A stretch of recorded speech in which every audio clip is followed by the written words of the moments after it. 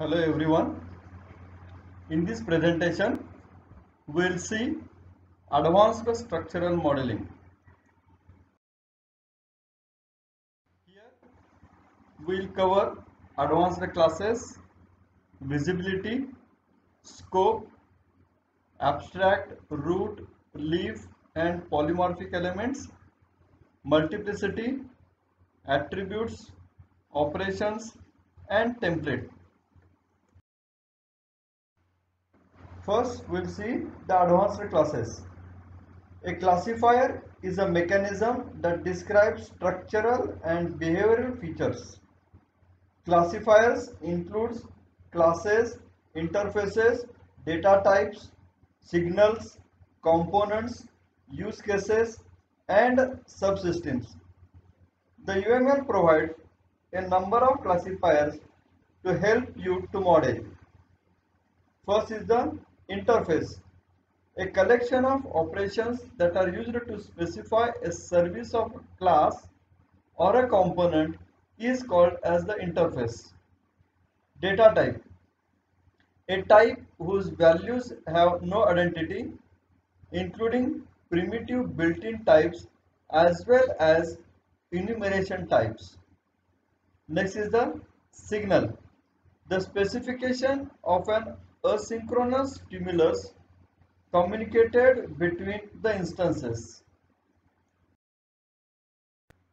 Component, a physical and replaceable part of a system that conforms to and provides the realization of a set of interfaces. Next is a node. It is a physical element that exists at runtime and that represents a computational resource, generally having at least some memory and often processing capability. Use case, it is a description of a set of sequence of actions including variants that a system performs that yields an observable result of value to a particular actor. And the last is the subsystem, a grouping of elements of which some constitute a specification of the behavior offered by the other contained elements. Graphically, the UML distinguishes among all these classifiers as shown in this figure. It shows the representation of class, interface, data type, signal, use case, subsystem, node, and a component. Now we'll see about the visibility. The visibility of an attribute of or operation specifies that whether it can be used by other classifiers. In the UML, you can specify any one of three levels of visibility. The first is the public. It is specified by prepending the plus sign. Then the next is the protected, which is specified by prepending the hash symbol. Next is the private. It is specified by prepending the minus symbol. This figure shows a toolbar class which has two protected data members called as current selection and tool count. Similarly, it has four public operations, that is a pick atom, add tool, remove tool and get tool. Whereas check orphans and compact are the operations which are protected and private respectively. Next is the scope. In the UML, you can specify two kinds of owner scope.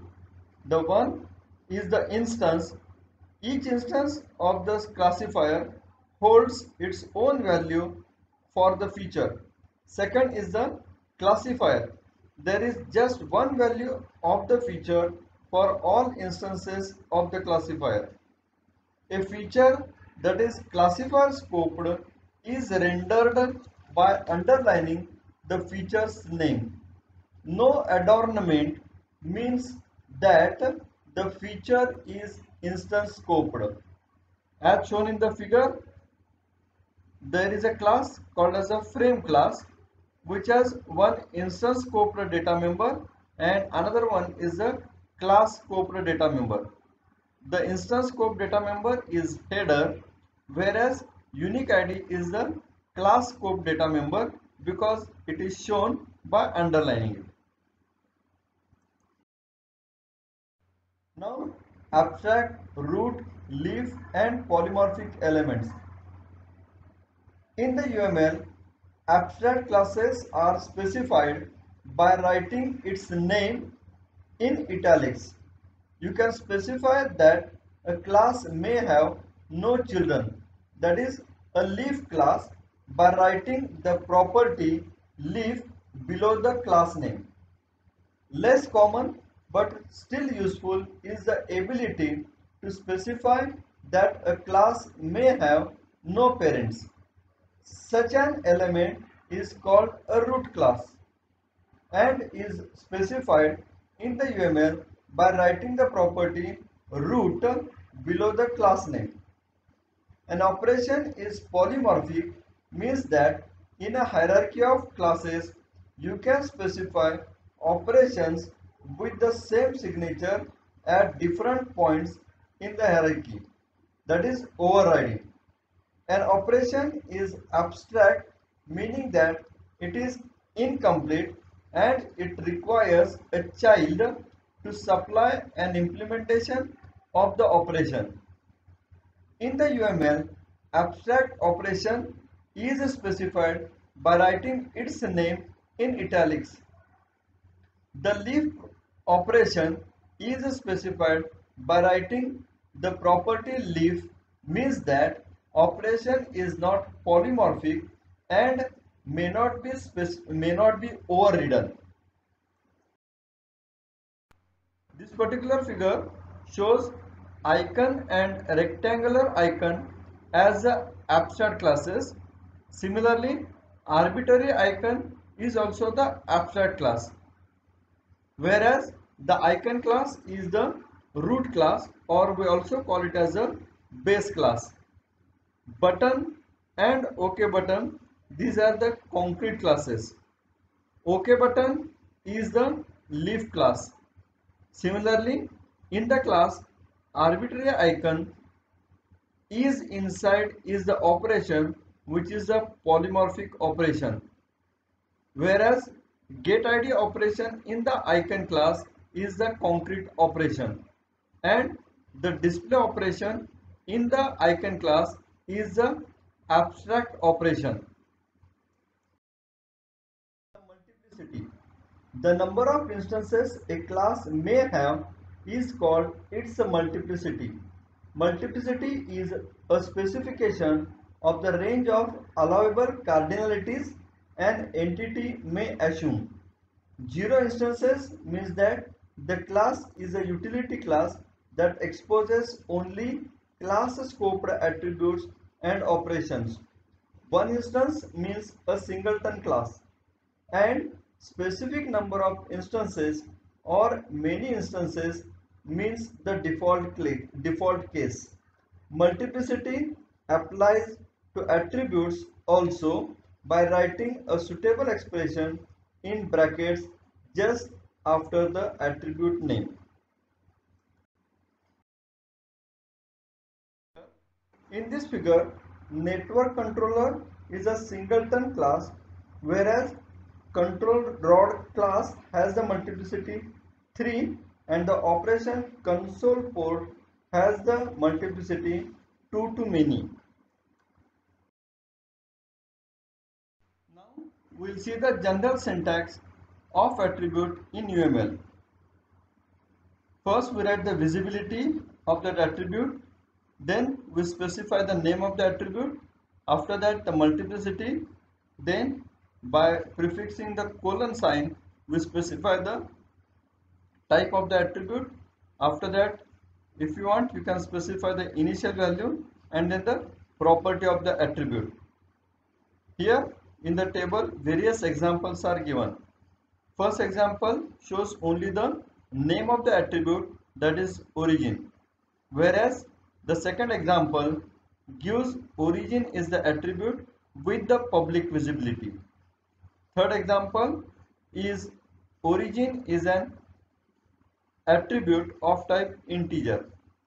In the next example, EMP name is the attribute with the multiplicity as 0 to 1 and which is of type string. The next example shows origin is the attribute of type integer and which is initialized to 0. And in the last example, ID is the integer attribute and which is having the property called as a frozen. Three defined properties of the attribute are: the first one is changeable. There is no restrictions on modifying the value of the attribute. The next is the add only, meaning for attribute with a multiplicity greater than 1, additional values may be added, but once created, a value may not be removed or altered. And the third is the frozen, that is, the attribute's value may not be changed after the object is initialized. For example, the constant in C++. Unless otherwise specified, attributes are always changeable. We'll see the syntax of an operation in the UML.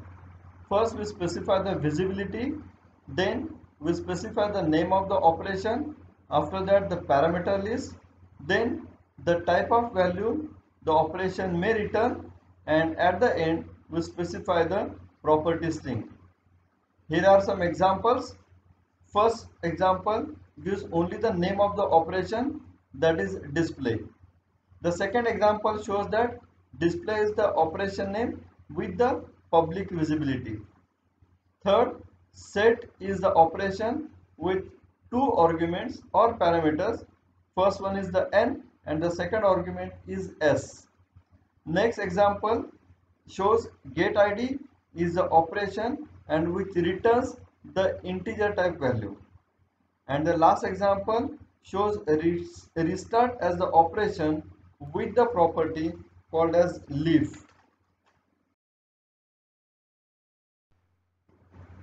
The parameters in the operation follows the syntax as: first the direction, then the name of the parameter or the argument, after that the type, and then the default value. Direction may be any one of the following. The first one is in, meaning is that an input parameter and may not be modified. Second is out, that is an output parameter and may be modified to communicate information to the caller. And the last is the in out, an input parameter and may be modified. In addition to the leaf property, the property isQuery can be used, which means that execution of the operation leaves the state of the system unchanged. In other words, the operation is a pure function that has no side effects. See the template classes. A template is a parameterized element. In C++, you can write template classes which defines a family of templates. Similarly, template functions defines a family of functions. You cannot use a template class directly. You have to instantiate it first. Instantiation involves binding these formal template parameters to actual parameters. For the template class, the result is a concrete class that can be used just like any ordinary class. Here is the C++ code that declares a parameterized map class. This template is instantiated to map customer objects to order objects as m colon map and then customer comma order comma 3. In UML, template class is graphically rendered in the same way as the ordinary class, but with an additional dashed box as shown in this figure in the upper right corner of the class icon, which gives the list of template parameters. Here, figure also shows the implicit binding and the explicit binding of the class. That's the end of this presentation. Thank you.